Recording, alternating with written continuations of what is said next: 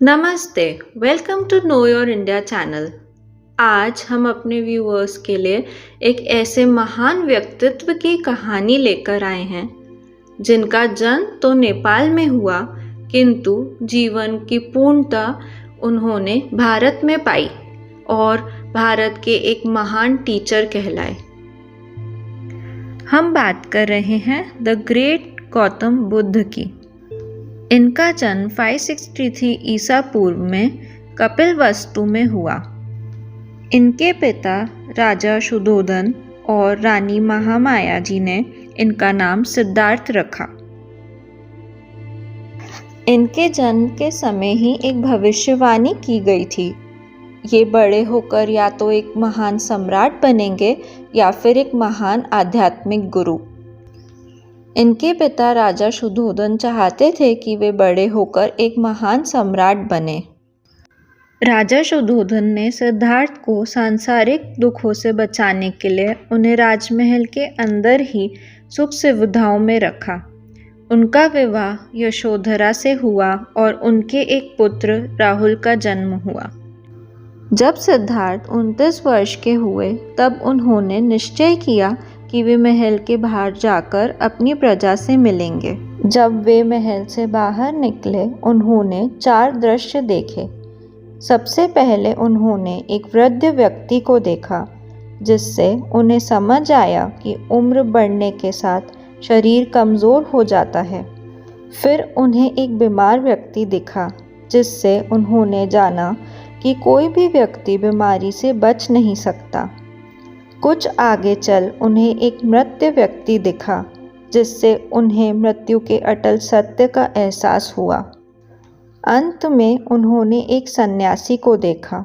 वह अत्यंत शांत और संतुष्ट दिख रहा था। सन्यासी को देख उन्हें ध्यान और त्याग के मार्ग को अपनाने की प्रेरणा मिली।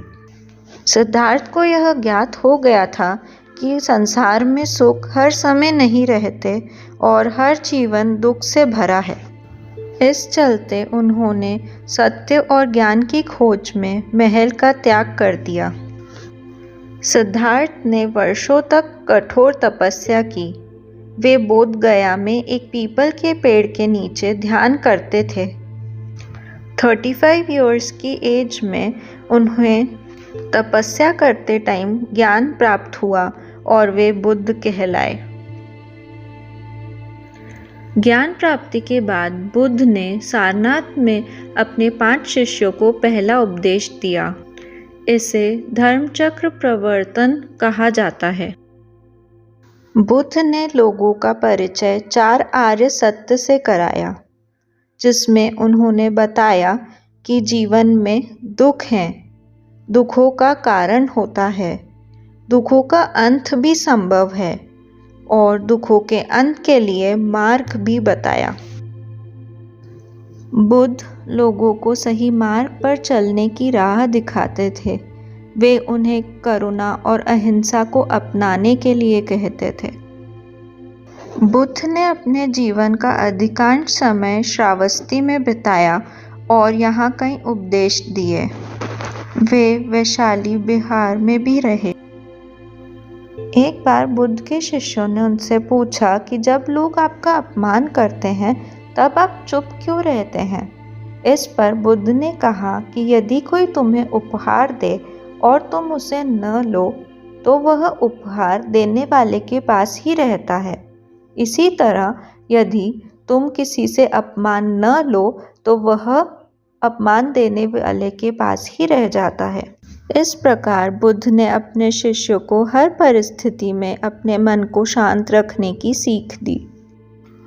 एक दिन एक महिला बुद्ध के पास आई और कहा कि वह उन्हें जहर का प्रसाद देना चाहती हैं। बुद्ध ने शांतिपूर्वक वह प्रसाद ग्रहण किया और उसे खाली कर दिया। महिला हैरान होकर रोने लगी और क्षमा मांगी।